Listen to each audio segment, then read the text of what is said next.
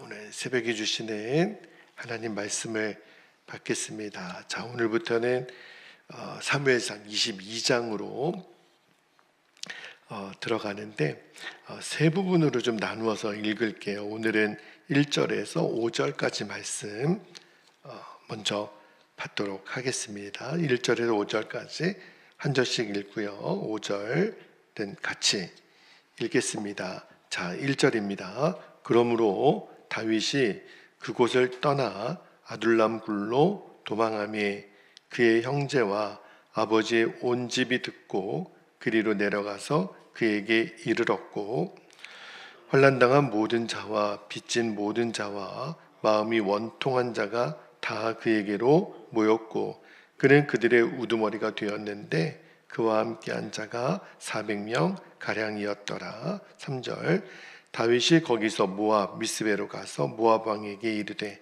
하나님이 나를 위하여 어떻게 하실지를 내가 알기까지 나의 부모가 나와서 당신들과 함께 있게 하기를 청하나이다 하고, 부모를 인도하여 모압 왕 앞에 나아갔더니 그들은 다윗이 요새에 있을 동안에 모압 왕과 함께 있었더라. 5절 함께요.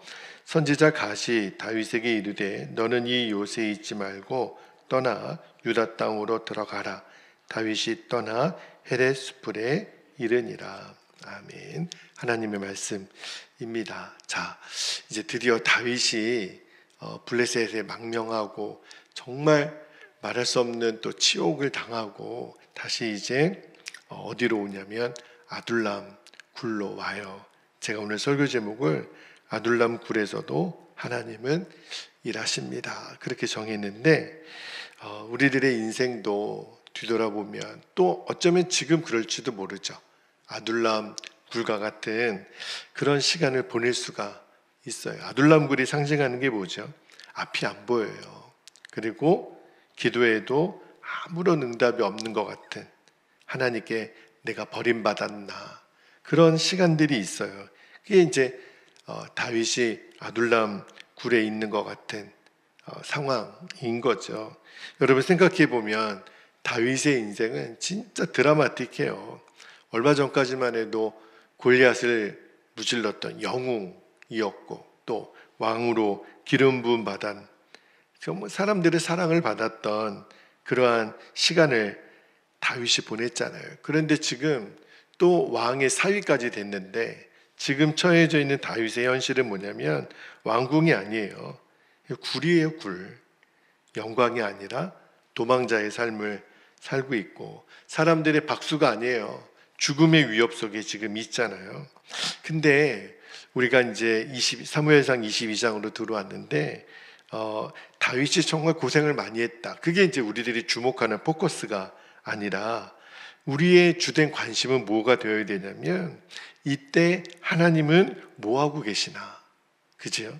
다윗의 이야기를 읽고는 있지만 지금도 일하시는 하나님은 왕궁뿐만 아니라 아둘람 굴에서도 역사하고 계시는 하나님, 우리가 그것을 주목해 볼 줄 알아야 돼요. 그러니까 우리 인생에도 아둘람과 같은 시간을 보낼 때 하나님은 도대체 어떻게 그 시간을 사용하시나, 또 우리가 어떻게 반응하기를 원하시나, 오늘 그 은혜를 좀 나누기를 원하는데, 오늘도 세 가지 주시는 말씀의 진리를 좀 나눌게요. 자, 첫 번째입니다. 첫 번째 주신 말씀의 진리는, 하나님은 광야에서 무엇 하시냐면 하나님의 사람들을 준비시키세요.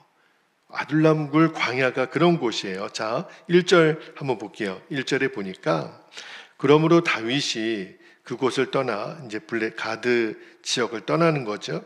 아둘람 굴로 도망하며. 자, 여기 아둘람이라고 하는 동굴이에요, 동굴. 그러니까 유다의 낮은 산지에 있는 동굴인데, 아마도 천의 요새 같은 곳이어서 도망자들이 몸을 숨기기에 적합했다 그래요. 그런데 우리는 알죠. 아둘람 굴은 단순한 피난처가 아니었어요. 뭐죠? 하나님이 이 아둘람 굴에서 다윗을 왕이 되기까지 훈련시키시는 학교로 하나님이 쓰십니다. 그러니까 우리가 뭘 기억해야 되냐면 하나님이 우리를 인도하실 때 늘 형통으로만 인도하시는 것이 아니라는 것. 그러니까 우리가 오해하지 말 것은 일이 잘 되고 내가 원하는 대로 잘 풀리면 하나님 나를 사랑하시고 또 나와 함께 하시네. 근데 어려움을 만나면 하나님은 떠나신 건가요? 아니에요. 그러니까 어려움 속에서도 하나님은 함께 하세요. 성경은 정반대죠. 예를 들어보면 요셉도 감옥에서 준비되었잖아요. 모세는요, 미디안 광야에서 하나님이 준비시키시고 엘리야도 그릿 시내가에서 준비되잖아요. 사도 바울은요, 다메섹 도상에서 예수님 만나고 그가 제일 먼저 아라비아 광야로 가요. 거기도 준비되죠. 오늘 본문의 다윗은 아둘람 굴에서 진짜 왕이 되는 준비는 여기서 해요. 여기서. 그러니까 하나님이 일하시는 방법이 참 묘해요.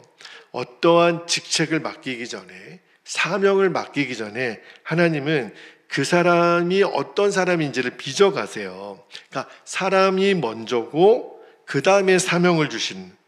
그러니까 왕이라고 하는 존재는 하루아침에 만들어지는 게 아니죠. 그러니까 다윗이 나중에 진짜 이스라엘의 위대한 왕이 될 수 있었던 것은 이 광야의 시간, 아둘람 굴에서 400명의 사람들과 함께 동고동락하면서 그때 왕으로 되어지는 어떠한 사람도 품는 사람으로 준비되어지는 거예요. 이제 다시 우리의 현실로 돌아와 보면 우리도 그렇죠. 이해할 수 없는 시간. 정말 도대체 왜 이런 일이 내게 일어나는지. 그죠? 하나님은 꼭 침묵하시는 것 같아요. 기도하는데도. 근데 거듭 말씀드리지만 하나님의 침묵이 하나님의 부재는 아니에요. 하나님이 아무런 말씀을 안 하시는 것 같아요. 그렇다고 하나님이 안 계신가? 아니에요. 하나님은 그 침묵 속에서도 일하고 계세요. 어떤 일을 하실까요? 우리를 빚어가시는 거예요. 우리의 교만을 깨뜨리시고 자아를 깨뜨리시고 우리를 순금처럼 만드셔야 되니까, 그래야 우리를 비로소 쓰실 수 있으니까. 그러니까 아둘람 굴 같은 그러한 시간을 내가 보내고 있는 것 같을 때에도 낙심할 이유가 없는 거죠. 왜? 하나님의 역사는 지금도 진행 중이니까. 할렐루야. 자, 두 번째 주시는 말씀의 진리를 나눌게요. 두 번째는 참 놀라운 일을 하나님이 하세요. 그 광야 학교에서 하나님은 상처 입은 사람들을 공동체로 모으세요. 제가 오늘 제일 많이 은혜를 받았던 부분이 이 대목이에요. 자, 2절에 보면 굉장히 흥미로운 말씀이 나오죠. 2절 한번 볼게요. 2절에 보면 다윗이 아둘람 굴에 있을 때 2절에 환난당한 모든 자와 빚진 자와 마음이 원통한 자가 다 그에게로 모였고 그는 그들의 우두머리가 되었는데 그와 함께한 자가 400명 가량이었더라.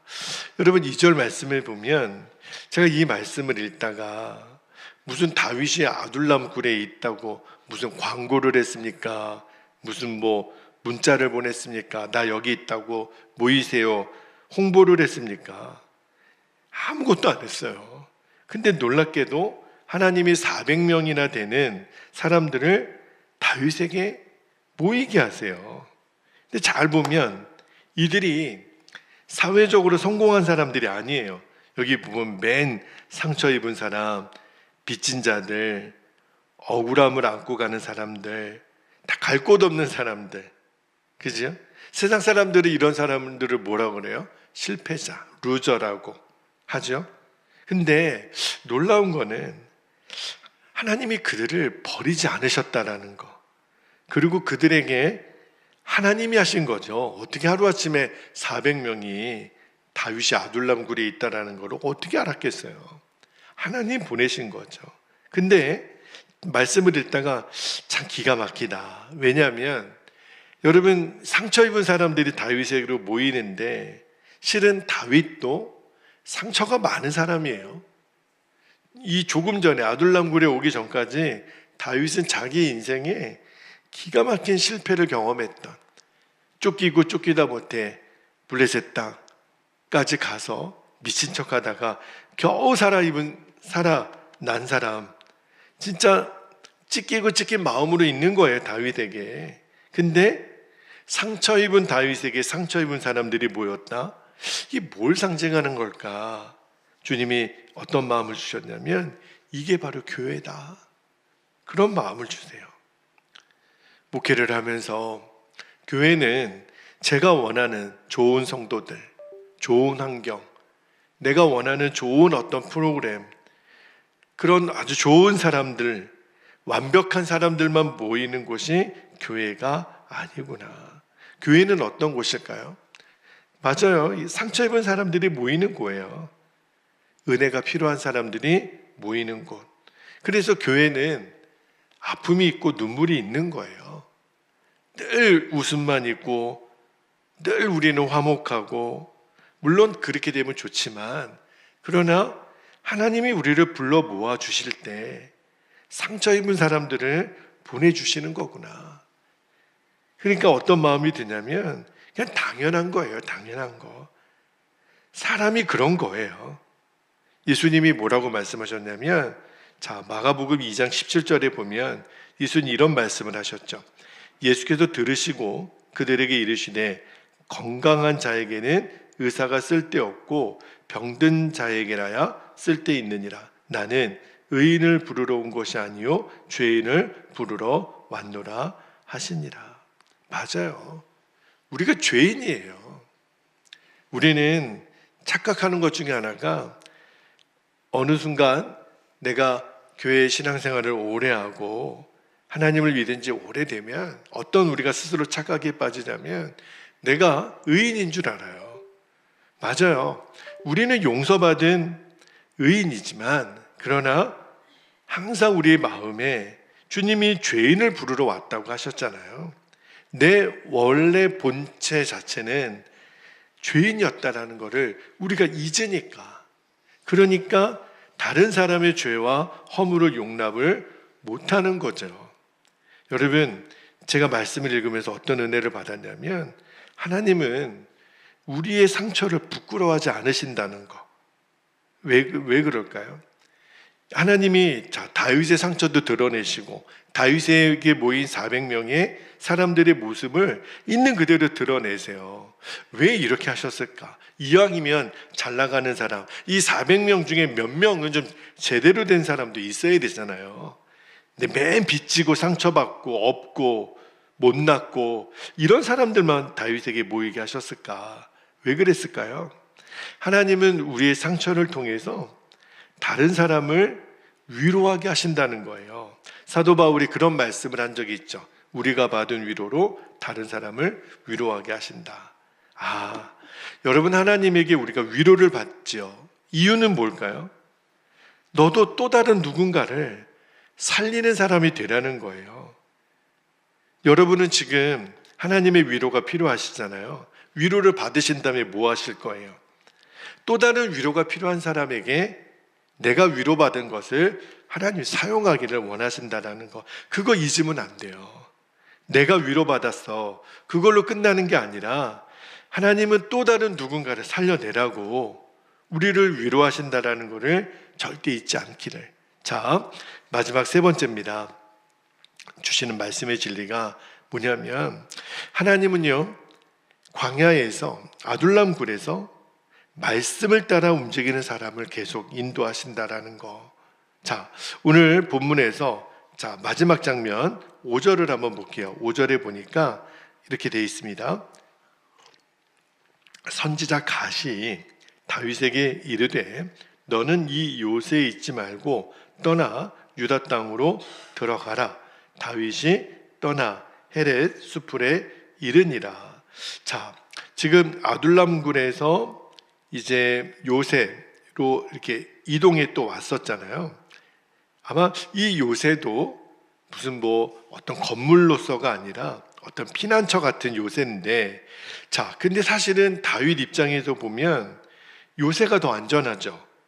밖에 나가면 지금 사울이 여전히 다윗을 계속 죽이려고 하고 있어요.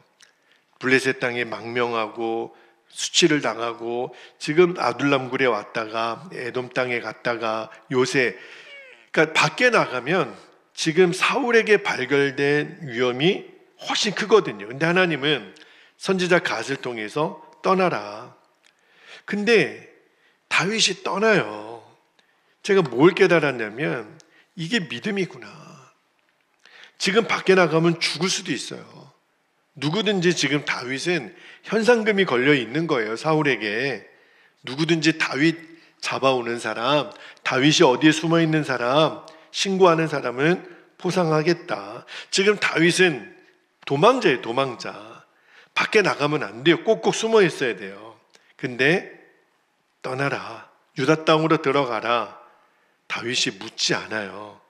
어떤 조건을 따지지도 않고 그냥 하나님 말씀을 따라 움직입니다. 그러니까 믿음이 뭐냐면 계산하지 않는 거예요. 순종을 선택하는 것. 우리는 계속 하나님이 명령하시면 조건을 따지죠. 왜요? 지금이요? 왜 내가요? 왜 이것을요? 근데 진짜 하나님의 사람은 묻지 않아요. 계산하지 않아요. 하나님이 말씀하시면 그냥 움직이는 거예요. 근데 놀라운 거는 그런 다윗을 하나님이 끝까지 책임지신다는 것. 우리 인생에도 그렇죠. 계산으로는 이해가 안 돼요. 지금 이 순종을 드린다라는 거. 내 코가 석자고 나도 죽을 것 같은데 내가 이런 순종을 할 수 있을까? 어떤 때는 용서하라. 포기하지 말라. 기도를 계속해라. 예배 자리를 지키라. 우리 생각에는 지금 나가서 일해야 되고 돈 벌어야 되고 내가 왜 자존심 상하게 그래야 되고, 여러분 내 머릿속에 계산하고 싶은 생각이 수도 없이 떠올라요. 그런데 주님은 멈추라는 거예요. 계산하는 거 하지 마. 너는 지금 순종할 시간이야. 이것만 말씀하세요. 제게 주시는 말씀이에요. 계속 계산만 하고 있으니까 이렇게 해야 될까? 저렇게 해야 될까? 이렇게 해야 내가 성공할까? 주님은 아니라는 거예요. 너는 순종만 해. 그러면 내가 너를 책임질게. 여러분 이 말씀을 꼭 붙들게 되기를 축복합니다. 이제 말씀을 마무리할게요. 자, 오늘 본문에 보면 다윗은 아둘람굴에 들어가잖아요. 그런데 하나님은 다윗을 버리지 않으세요. 오히려 사람들을 붙여주시잖아요. 말씀도 주시잖아요. 공동체를 주시고 왕으로 준비시켜 주시잖아요. 나중에 다윗의 인생을 뒤돌아보면 이 아둘람굴에서의 그 시간, 광야에서의 시간을 가장 소중하게 다윗이 간증해요. 내가 왕이 될 수 있었던 것, 내가 정말 성숙할 수 있었던 것은 왕궁이 아니라 아둘람굴이었다고. 우리도 하나님 충분히 그렇게 인도하시겠구나. 왕궁만 축복이 아니라 아둘람굴도 하나님이 축복으로 쓰시는 거구나. 십자가가 그렇잖아요. 여러분, 사람들은 예수님의 십자가를 실패라고 생각했어요.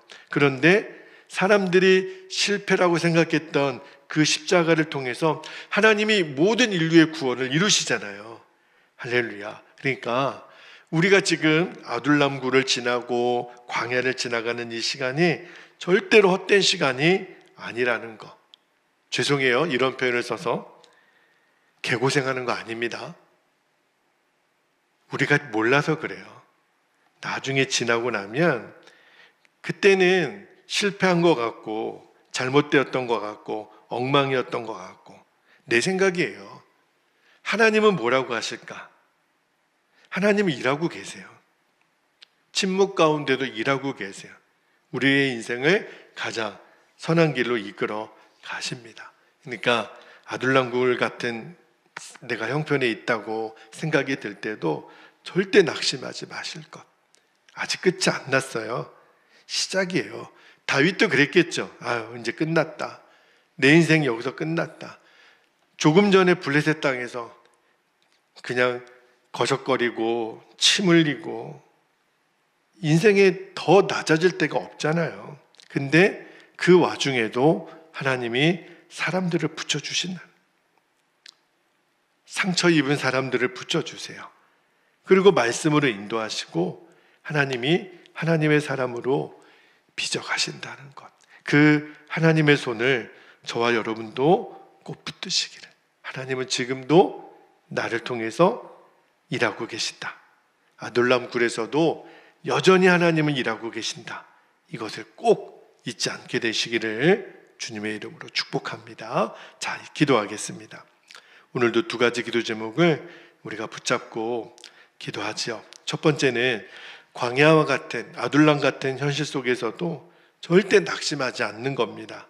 아둘람 굴에서도 일하시는 하나님을 끝까지 신뢰하게 하옵소서. 두 번째는 내 생각보다 주님의 말씀을 유다 땅으로 가라, 그러면 가는 거예요. 그 순종의 걸음을 통해 하나님의 선하신 인도하심을 경험하게 하옵소서. 지금도 나를 빚어가시는 하나님의 그 신실하심을 신뢰합니다. 이 시간에 허락하신 말씀과 기도의 제목을 붙잡고 주의 이름을 간절히 부르고 통성으로 기도하겠습니다. 주여